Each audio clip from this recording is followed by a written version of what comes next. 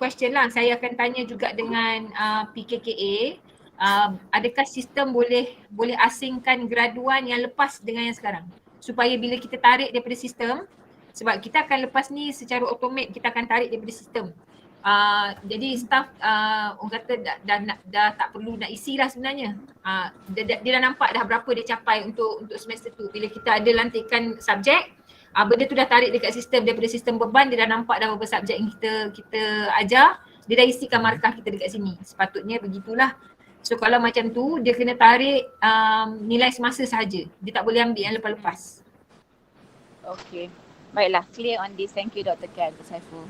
Tapi nanti data tu ditarik sendiri kan oleh sistem kan, bukan kita, dia akan check tu, dia tarik daripada sistem lah kan. Hasratnya begitulah doktor. Okay. Hasratnya begitu. Doa banyak-banyak. Okay.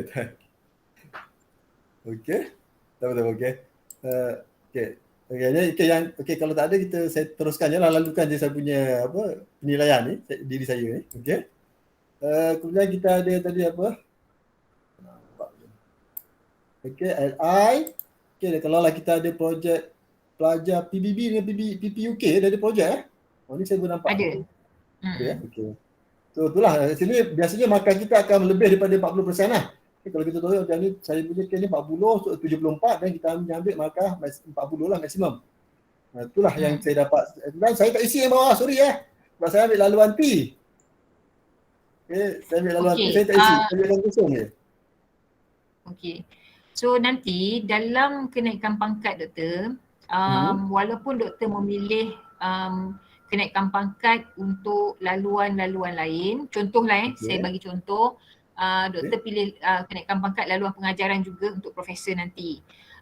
Masa nak mengambil, nak tengok dalam sistem yang doktor ni dah cukup ke tidak kriteria untuk naik pangkat laluan profesor tu, dia akan tarik juga semua information yang dah ada termasuk yang doktor tak masukkan. Okay. Sebab tu kita galakkan kira semua. Walaupun contoh macam saya, saya markah yang dah terlebih ke atas, saya tak declare dah ke atas. Saya bawa je ke bawah. Walaupun bawah tu tak kira sebenarnya. Saya letak je dekat laluan pengajaran, saya letak dekat laluan penyelidikan, saya punya geran-geran. Sebab kalau saya letak dekat asas atas pun, dia tak kira dah. Dia dah terlebih-lebih dah membuat kat situ. Saya letak je dekat bawah supaya nanti bila kenaikkan pangkat, dia nampak dah kita dah fulfill. Sebab nanti akan ada juga item fulfill untuk H-index, untuk geran. Kan bila kita jadi profesor nanti kita kena menyelia menggraduankan sekurang-kurangnya berapa orang pelajar. So benda tu kita dah orang kata seelok-eloknya kita isi semua. Semua yang kita ada tu walaupun bukan laluan yang kita pilih, isi je. Isi semua. Ya Puan Raizan. Sorry Dr. Kat, ni tadi GE tu just nak clarify, ada buka sistem, dia ada satu checkbox untuk current year only. Cuma dia bagi bilangan lah, so kita kena convert lah to the percentage lah. Dia bagi contohnya saya ada 39 student, so 35 daripada 39 tu dah isi yang GE ni lah. So saya kena convert lah pada percentage tu je lah. Terima kasih. Okay. Okay, so mungkin Dr. Kat boleh share Dr. Kat punya beranggut. Saya punya tu yang saya isi di situ lah. Saya tengah clarify dengan Dr. Jais ni apa maksud purata tu. Okay. Saya punya borang biasa-biasa je doktor, nak kongsi pun malu lah. Borang pun sama, borang Excel kan bukan? Memang sama je. Boleh lah saya share jugalah kan, walaupun tak berapa dah ni. Saya di ketua laluan je, tapi saya masih staff. Kita bantu sama-sama. Saya rakyat Malahai sahaja. Okay, saya share. Baik, sila.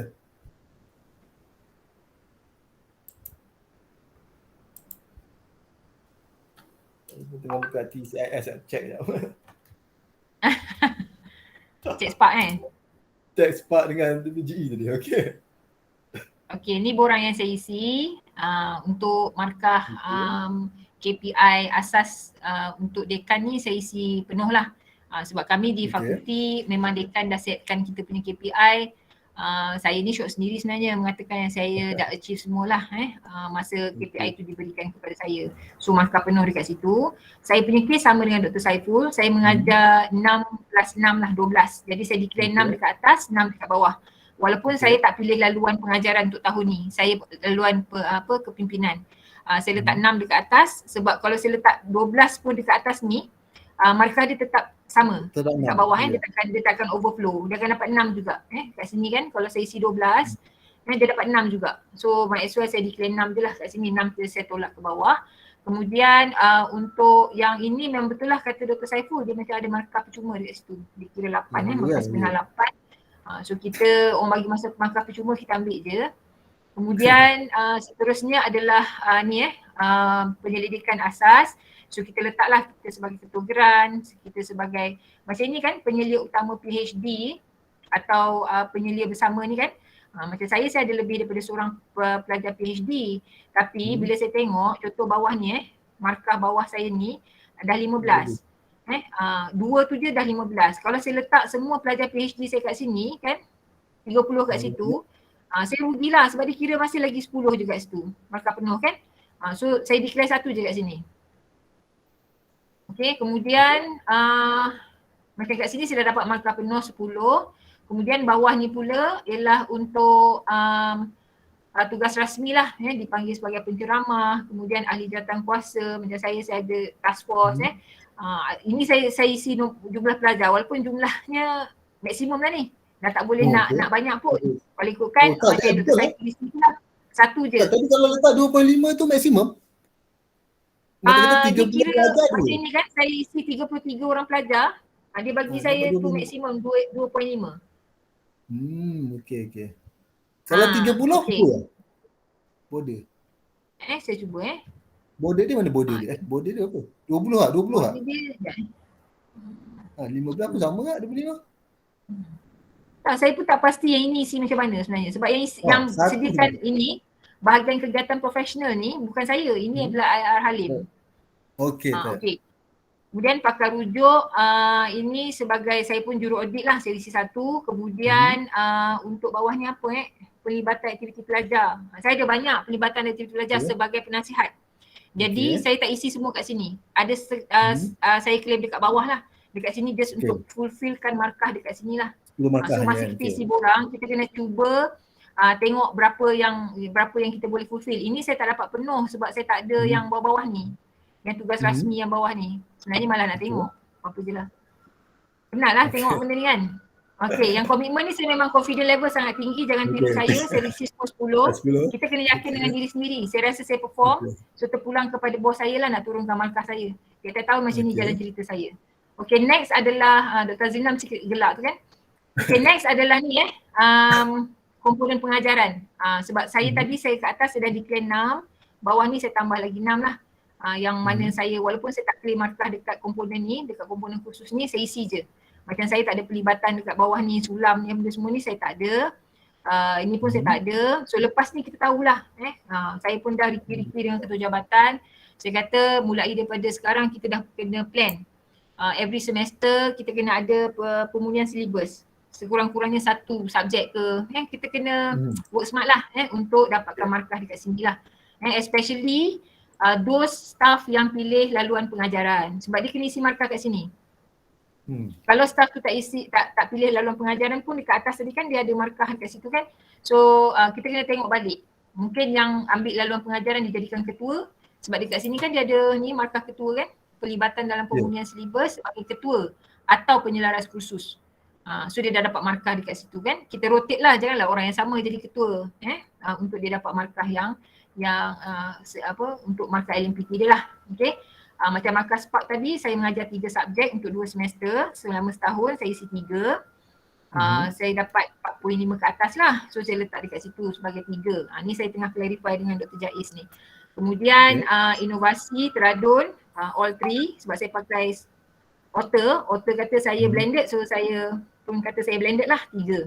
2 subjek saya buat kuis atas talian. Kemudian inovasi, bahan bantuan pengajaran ni saya ada guna gadget-gadget lah, so saya letak lah untuk 2 subjek. 2 dekat situ. Yang lain-lain ni saya tak buat lah. Saya tak ada buat inovasi dalam pengajaran kalau untuk inilah pembangunan bahan tu inovasinya saya tak ada buat. Saya guna bahan yang sama. So saya declare dekat situ, dekat sini saya dapat 20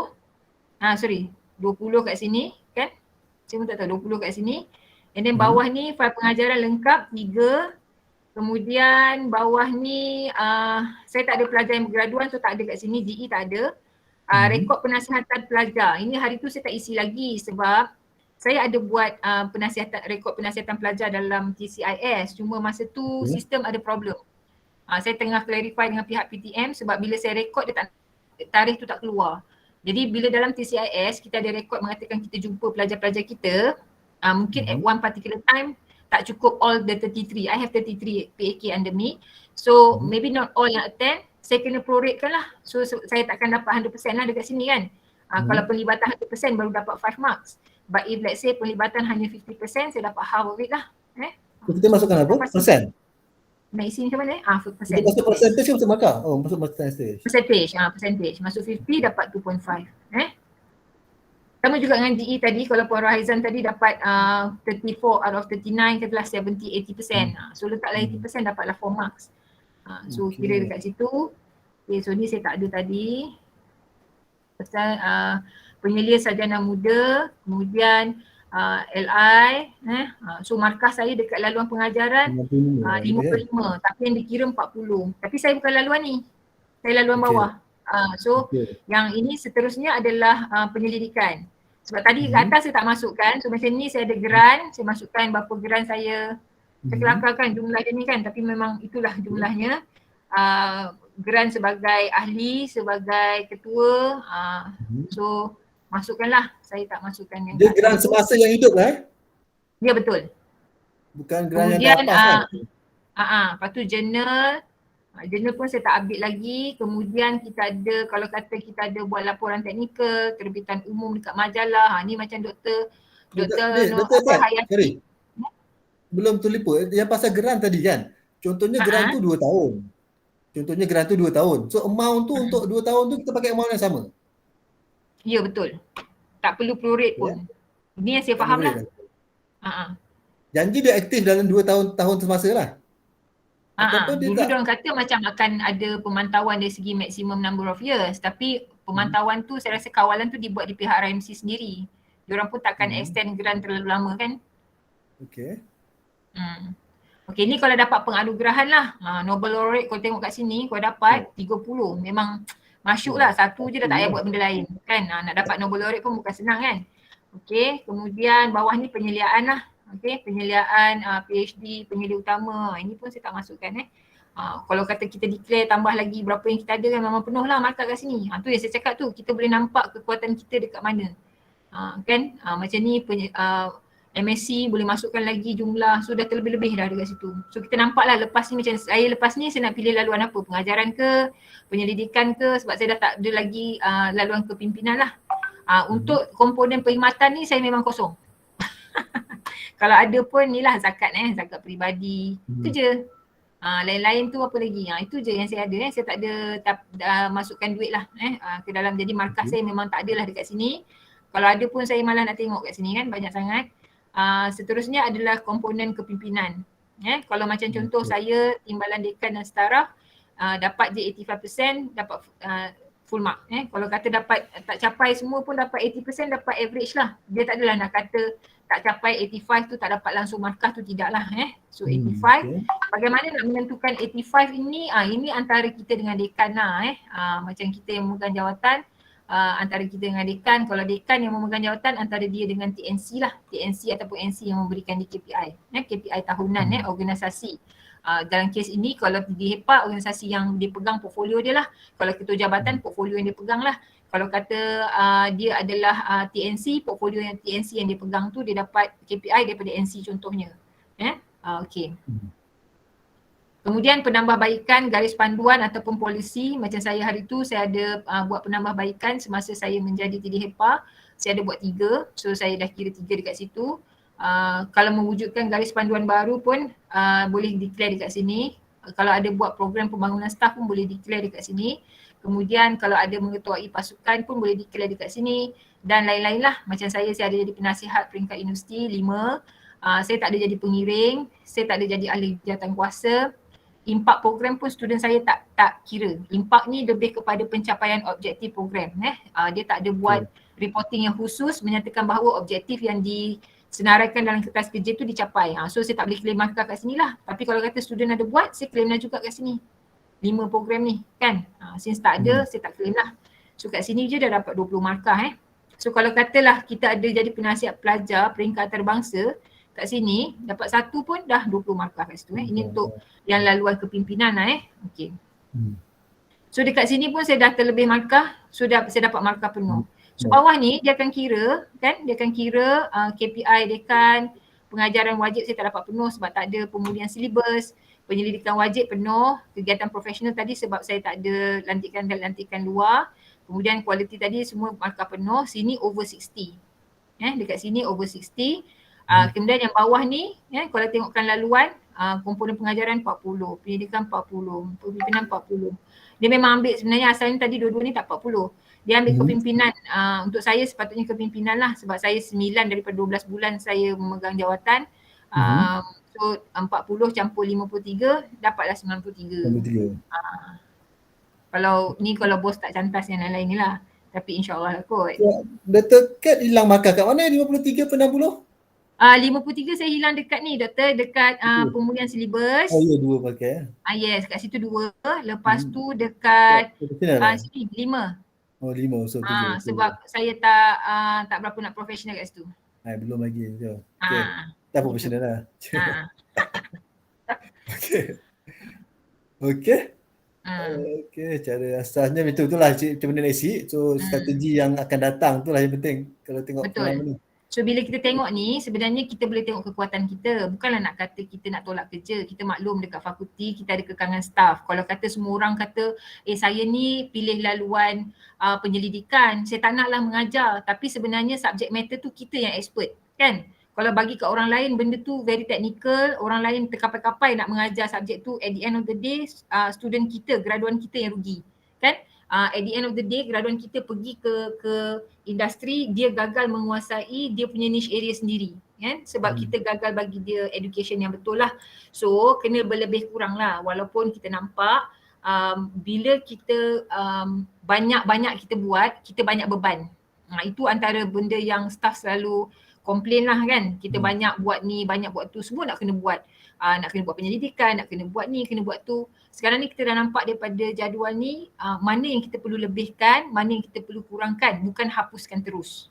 Maksudnya PNP is our core. Kita pun dilantik sebagai pensyarah, kenalah mengajar. Walaupun sebenarnya tak banyak pun yang kita kena ambil. Kita kena ambil yang asas tadi je, 6 kredit je.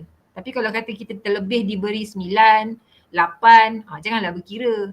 Janganlah kata nanti, saya laluan ni tak nak lah, saya nak 6 je, ngam-ngam je. So benda-benda ni pun kena atas budi bicara lah Dr. Saiful. Kita kena kata lagi-lagi bila kita yang expert dalam bidang tu kan, kita kenalah berbangga, kita ni expert, tak ada orang boleh ganti. So kita kena lebih bekerja lah daripada kawan-kawan yang lain. Begitu. Okay. So kita buka any tu persoalan. Okay, jadi ni lebih kepada perkongsian dan juga itulah macam mana kita boleh isi ataupun kita target untuk skor lah LMPT setiap tahun kan, sebab benda ni berlaku tiap-tiap tahun ni. Contoh macam tadi kan, saya ni laluan kepimpinan, yang mana laluan pengajaran macam Dr. Saiful lagi pula terus tak isi yang bawah-bawah tu. Kalau ikutkan yang atas tu, kita tak ada jenis Scopus pun kita dah boleh dapat markah tinggi, betul tak? Ya. Tapi berhati-hati ya kawan-kawan semua, untuk naik pangkat kena ada Scopus. Betul. Betul, kita kata LMPT is for tahunan. Kita boleh kata aku tak ada Scopus pun okey, markah penuh kan. Macam sebelum ni kita rasa tertekan, everybody have to get at least macam KPI 51-52 kena 2 Scopus kan. 53 sebelum ni 3 Scopus kan Dr. Saiful sebelum ni untuk LMPT tahunan kan. So sekarang ni kita tak terhadkan kepada 3 Scopus, 2 Scopus. Kita suruh you letak je apa yang you buat, you dapat markah. Tapi jangan sampai tak ada langsung lah, sebab nanti bila nak naik pangkat dia nak tengok H-index tu datang daripada mana kan. So kenalah ada penyelidikan, kena ada penerbitan, benda-benda macam tu lah yang kita kena highlight lah. Walaupun kita tak nak bebankan diri kita rasa macam tak buat pun tak apa, kita dapat markah penuh, dapat je 97, 98 tanpa Scopus. Tapi be careful, sebab nanti bila naik pangkat kita tak cukup bab-bab tu. Selagi mana boleh buat tu, buatlah. Okay. Tu itulah cuma kalau kita lihat kan ada benda yang markah dia memang tinggi dah. Ada benda yang markah dia sedikit kecil. Contohnya tadi macam kalau skopper dia 15, kalau ada SSI dia 17.5, itu kalau paper. Tapi itu peluang dia agak terbuka. Semua orang ada peluang untuk menulis, semua ada peluang itu ni. Tapi kalau untuk penilaian, contohnya untuk lantikan sebagai panel penilai, jadi external examiner ni kadang-kadang dia bukan semua orang ada peluang lah. Bukan semua orang dapat peluang yang tu. So agak-agak tapi markah dia besar untuk laluan-laluan yang lain ataupun untuk markah-markah asas yang lain. So tu kadang-kadang kita rasa macam macam contohnya lah, saya ambil contoh macam kami di engineering yang bahagian teknologi, kita orang memang ada EAC. EAC akan audit kerap. Akan kerap. So kita orang punya peluang untuk dilantik sebagai panel penilai, ada external examiner ke reviewer dalaman dan luar tu kerap berlaku. Tapi you all yang kadang-kadang main sains sosial ni, dia tak ada pula macam tu. Amat sedikit lah peluang untuk itu. Tu adakah macam mana kita nak peluang untuk mereka lah macam tu. Itulah dia doktor, dia macam nak cakap sinergi dalam jabatan, dalam fakulti, dekan kena melihat secara keseluruhan. Memang kita rasa macam dekan terbeban lah dengan benda-benda macam ni. Selain daripada tu yang kita bagi markah kepada dekan bila dia melihat kepada pembangunan staf dia. Maksudnya dia buat satu perancangan khusus semasa dia menjadi dekan, apakah pembangunan staf yang dia nak lihat secara terperinci. Bila dia lihat staf ni ada kekangan dari segi contoh macam tadi sebagai panel lantikan luar, seharusnya bila bermesyuarat di peringkat fakulti dia kena melihat staf ni belum comply lagi yang ini, kita bagi dia peluang. Faham tak? Bila kata contoh macam staf ni belum ada lagi pelajar PhD contohnya, so dia diberi pelajar PhD supaya dia boleh dapat markah dekat situ. So benda ni yang kita nak kata benda tu clear cut, black and white, tidak. Dia kena ada sinergi daripada fakulti, daripada KJ sendiri untuk maklum ada staff dia yang masih struggle lagi untuk ni dan sebagainya ni, untuk bantulah staff tu untuk tingkatkan markah di LMPT secara tak langsung untuk dia naik pangkat. Lepas tu kan doktor, dia bukannya tertakluk kepada satu elemen tu saja sebagai lantikan sebagai luar kan. Dia dalam bakul yang sama tu dia ada banyak lagi pilihan yang lain. Cuma macam yang doktor cakap lah, markah dia kecil. Dia kena buat kerja lebih sikit. Banyak lah. Betul. Sebab kita tahu staff yang dilantik menjadi panel ni bukanlah orang kata dia melobi diri dia ke apa ke, tapi sebab dia adalah expert dalam subjek matter tu. Dan kita nak iktiraf staff-staff ini bila dia dilantik daripada orang luar lantik dia sebagai examiner, sewajarnya dia diberi markah yang tinggi. Okay, tu antaranya. Jadi kebanyakan kita bincang tadi 51 ke atas. Kalau adalah yang lain ada persoalan ke, sila boleh dikemukakan. Yang bawah 51 ke ataupun yang jusa ke pun ada nak tanya ke, sila. Mungkin Dr. Kat boleh share. Assalamualaikum. Saya nak tanya pasal yang kalau pengajaran ni kita tengok semester kan, ikut semester, tapi kalau macam pelantikan jawatan tu, kalau dia dilantik bulan 11 pun kita boleh letak jugalah macam tu kan?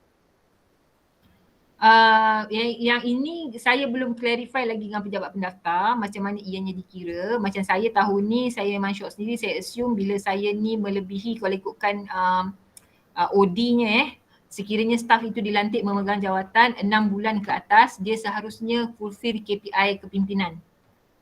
Kalau tak semua pun at least 50% mengikut prorata, mengikut tarikh dia dilantik lah. Walaupun sebenarnya ada juga cadangan daripada beberapa ketua laluan untuk dikatakan pelantikan itu, maksudnya setiap kali nak lantiklah 1 Januari.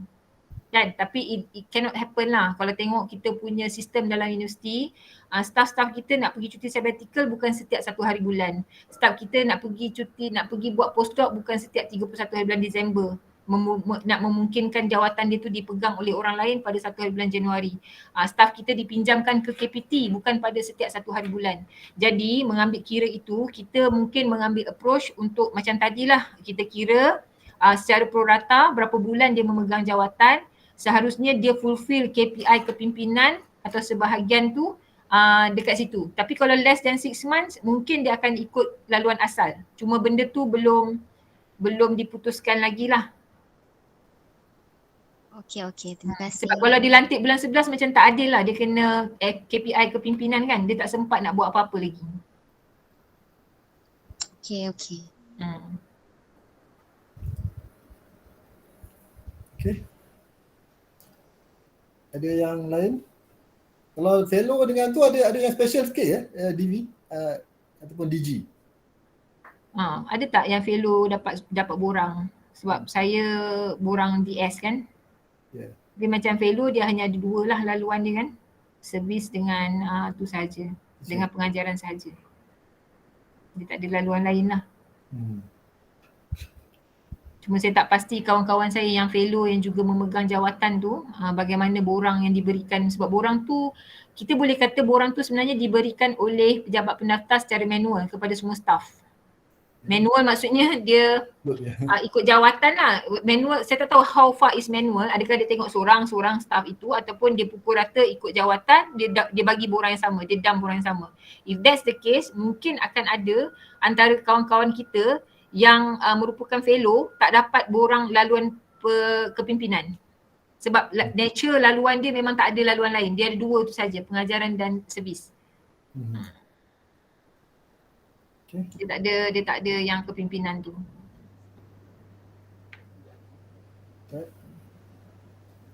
So kita buka ini ya, kita ada lebih kurang 4 minit lagi sebelum pukul 3. Ada soalan lagi? Kalau ada. Dia borang tu godik-godik je.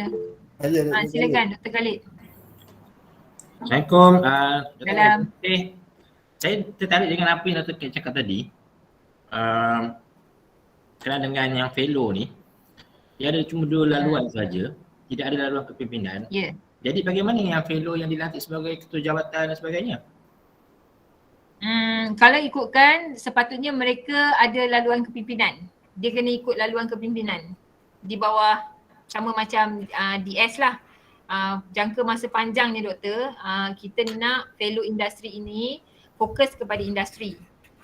So hasrat universiti saya tak pastilah, tapi melalui daripada laluan yang kita dah buat ni, seharusnya mereka ini tidak dilantik memegang jawatan di masa akan datang, mengambil kira bahawa kewujudan jawatan itu adalah untuk mereka lebih dekat kepada industri.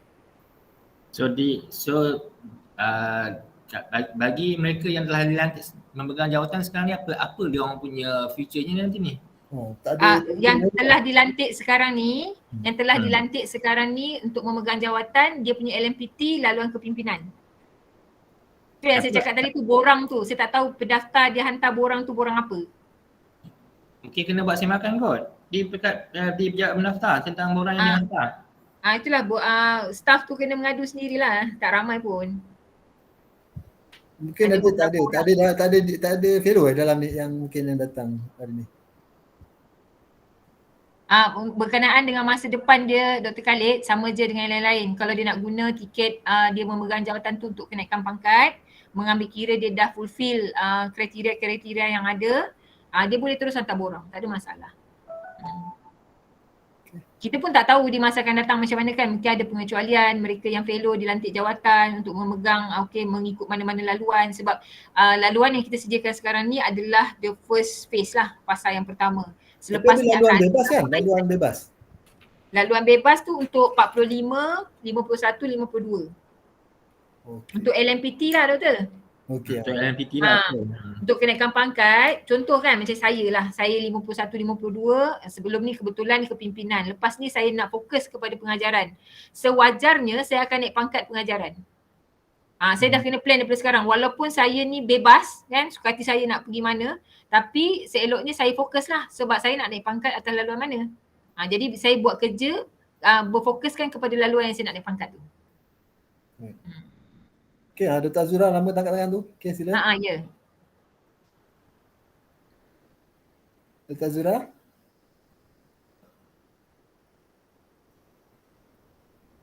Hello, Puan, Assalamualaikum. Saya nak tanya, kalau kita jadi penyelia apel untuk universiti luar, apel tu dia top course kan? Tak dapat markah ke?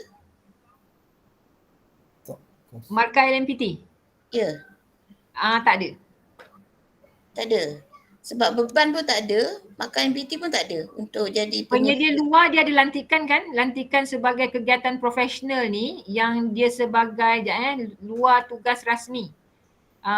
Penlibatan jawatankuasa Sekejap saya tengok.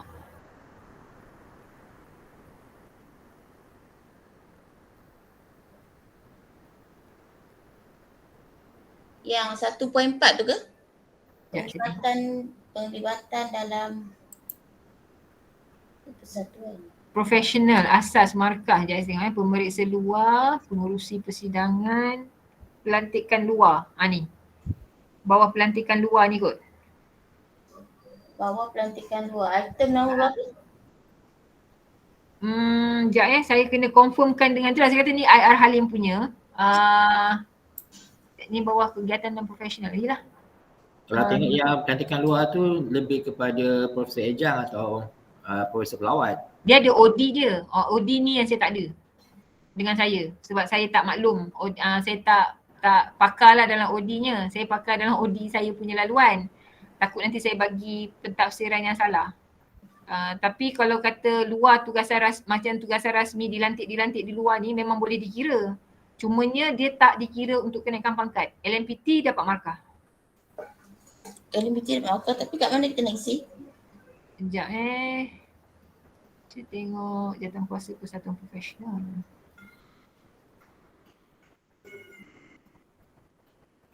Pengajaran asas. Komponen perkhidmatan dan industri. Saya rasa kat situ kot sekejap saya tengok. Khusus. Komponen perkhidmatan dan industri. Latihan khusus, sumbangan, pengkompresionan.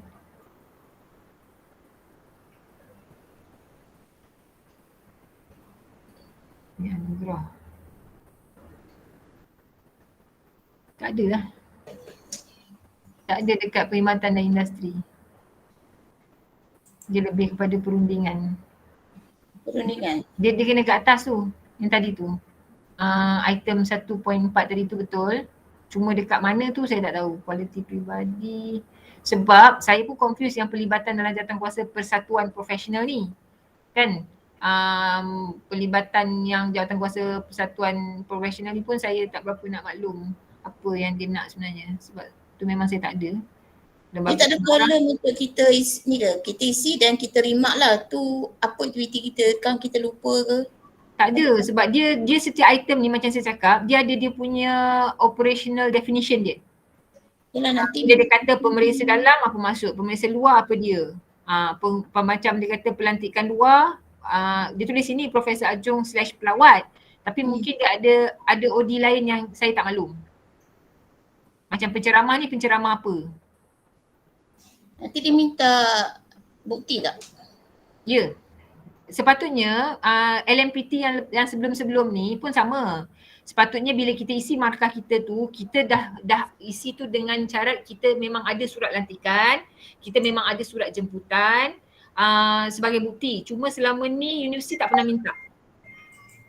Tapi dekan ada hak untuk minta, pegawai penilai pertama ada hak untuk minta, untuk semak, untuk pastikan bahawa markah yang kita claim itu betul-betul kita layak.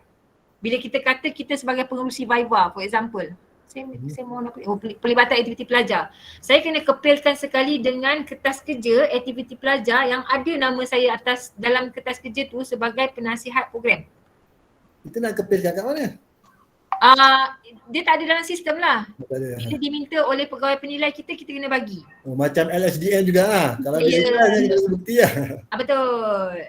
Kalau buat tak tahu je kena lah. Tapi kalau macam, yelah kalau kata kita ni jenis orang yang selama ni memang tak pernah pun tiba-tiba buat aktiviti dengan pelajar. Tiba-tiba kita claim kat situ kita ada 10. Mestilah dekan kita rasa macam betul kau ni kan. Mestilah dia minta apa bukti yang mengatakan kita ada 10 aktiviti dengan pelajar tu. Janganlah obvious sangat. Gitu. So Puan, kalau kita jadi penyelia untuk student luar tak dapat apa-apa markah lah?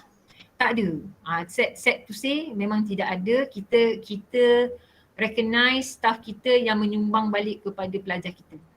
Tapi bukan kepada pelajar luar. Maksudnya kalau kita ada pelajar yang kita menjadi penyelia bersama Universiti UMP, kita ada penyelia bersama UMK dan sebagainya, dianya tidak dikira di mana-mana.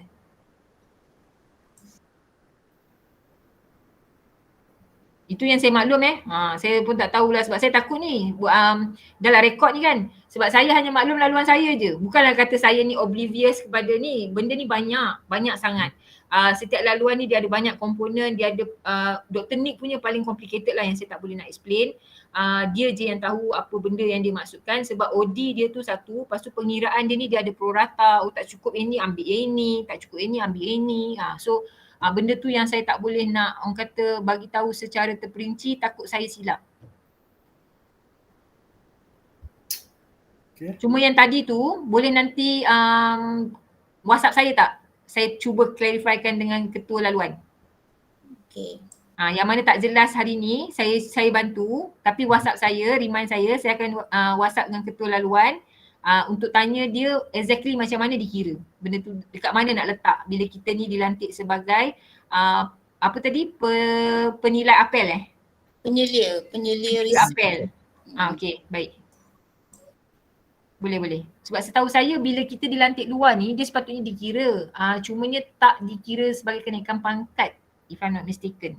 Kenaikan pangkat dia mesti dalam. Sebab saya tanya beban pun tak kira. Sebab beban dia kata tak kira, dia masuk dalam kenaikan pangkat. Itu yang saya tu. Dikira dalam kenaikan Tapi pangkat. kita consume masa kita lah juga untuk review paper dia orang, untuk support dia orang. Ya betul lah untuk kenaikan pangkat. Sebab itu dikira sebagai bukan tugas hakiki tapi lebih kepada kita dilantik oleh pihak luar dan benda tu kita guna sebagai kekuatan kita untuk naik pangkat nanti. Betul. Dan dibayar kan? Dibayar? Tak bayar. Tak bayar? Tapi ada surat lantikan kan? Itu kekuatannya lah. Penyelia. Okay, nanti saya reconfirm itu mungkin untuk kenaikan pangkat lah kot. Cuma kenaikan pangkat dia hanya recognize main je. Pokok ni semua dia tak recognize pun. Main supervisor je. Dan supervisor pula untuk apel ni program apa Program mechanical lah. Sebab dia buat dekat UniKL, so lecturer UniKL tu tak ada expert untuk research dia buat, so that's why dia ambil saya. Tapi masa dia register dekat universiti tu, dia tengok kita tak ada apel. So that's why dia terpaksa buat dengan universiti tu. Actually dia nak buat dengan kita tapi kita tak ada apel lagi masa tu. Ni program undergrad ke postgrad? Master. Master ada rasanya. Untuk postgrad. Tapi dia top course lah apel tu. Tapi setahu saya untuk kenaikan pangkat, untuk main supervisor hanya untuk dalaman sahaja. Luar memang tak ada. Setahu saya lah nanti saya betulkan balik. Sebab kita dah argue banyak kali dan memang jawapannya dalaman saja. Yang luar kita tak nak. Kita tak bukanlah tak kata tak iktiraf langsung. Memang staff tu akan dapat good for the CV lah good for the CV untuk dia punya visibility dan sebagainya. Mungkin kita boleh masukkan dia sebagai usaha luar biasa dan sebagai pencapaian luar biasa staff, tapi bukan sebagai nak claim sebagai main supervisor tu lah. Sebab nanti bila student tu bergraduan, dia akan bergraduan dengan universiti sana, bukan universiti kita. Sebab bila naik pangkat, dia akan kira jumlah pelajar yang bergraduan kan. Yang bergraduan tu adalah bergraduan di UTHM.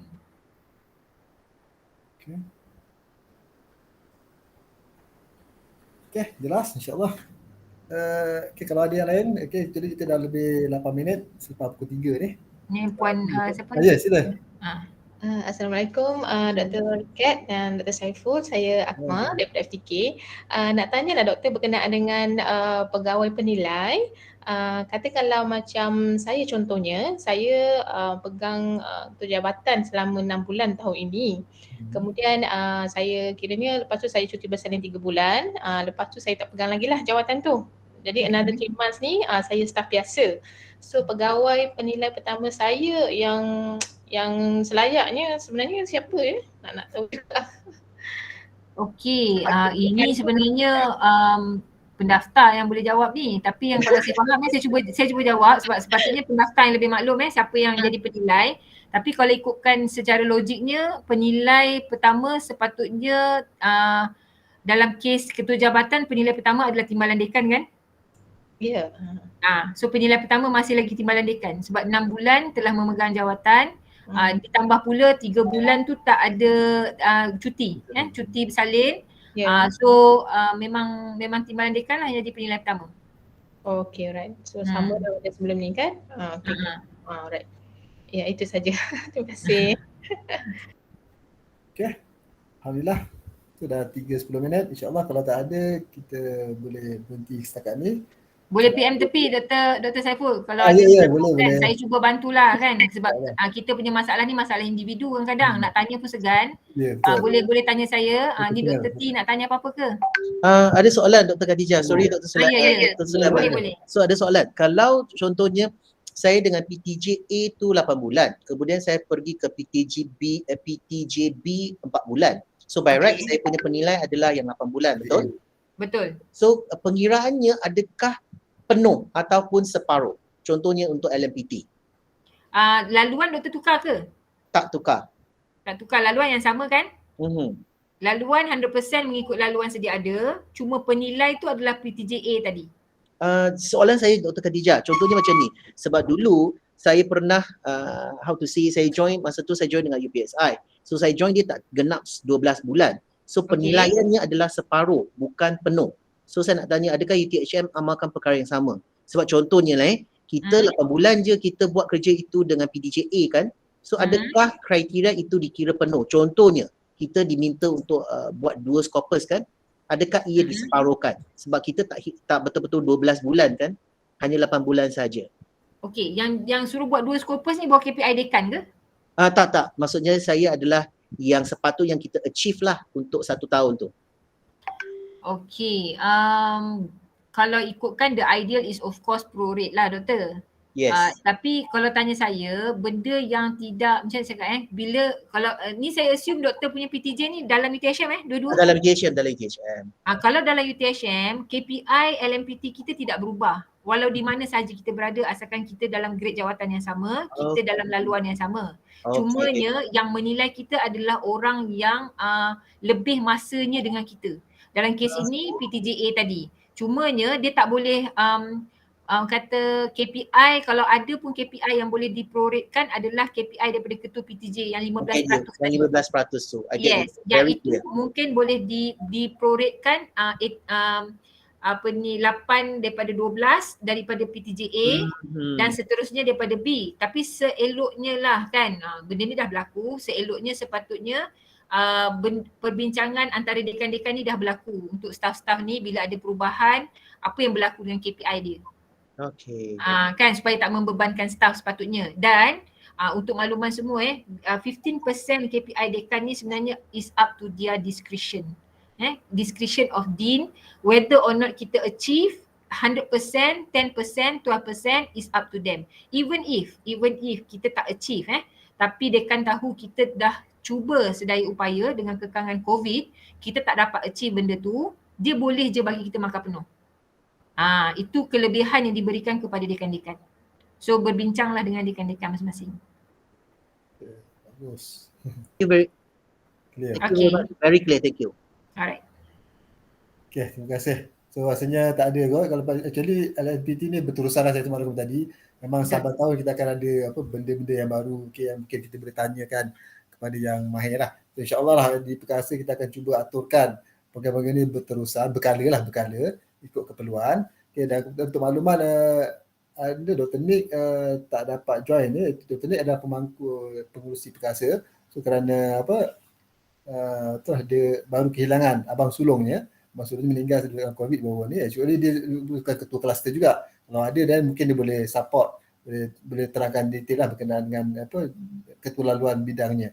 Okey, dan juga insyaAllah kita akan aturkan untuk jemput yang lain di masa ke semasa, terutamanya berkenaan dengan kenaikan pangkat LNPT yang berkaitan dengan staf akademik lah, insyaAllah kita akan cuba usahakan lah sekerap yang mungkin. Okey, Alhamdulillah, terima kasih kepada Dr. Khadijah di atas perkongsian pada petang ni, maklumat dan sebagainya lah, dan kepada kesempatan masa yang diberikan oleh semua lah untuk bersama dalam webinar pada petang ni, walaupun sekejap, insyaAllah cuba akan ada manfaatnya. Sebab saya pun Saya ni sebelum ni saya hanya fokus dekat yang teaching je. Okay, lepas ni saya kena jugalah key in yang lain-lain tu untuk lihat kekuatan saya di mana. Itu sama je dengan kita ya. InsyaAllah kita akan cuba isilah sebaik mungkin Excel file tu dan file tu je kita kena upload kan dalam LGBT. Betul kan? Ya, betul. Ya, tak ada lain lah. Jadi bukti-bukti tu kita simpan. Dia sama lah konsepnya macam LHDN. Kalau lah nanti fakulti dia nak audit, saya diminta bukti. Yang lepas pun macam tu kan, kita isi je markah. Betul-betul. Ya. Okay, so semua dah jelas insyaAllah. Kalau tak ada apa, kita tawakufkan pertemuan ni dengan tasbih kifarah dan surah Tu'as.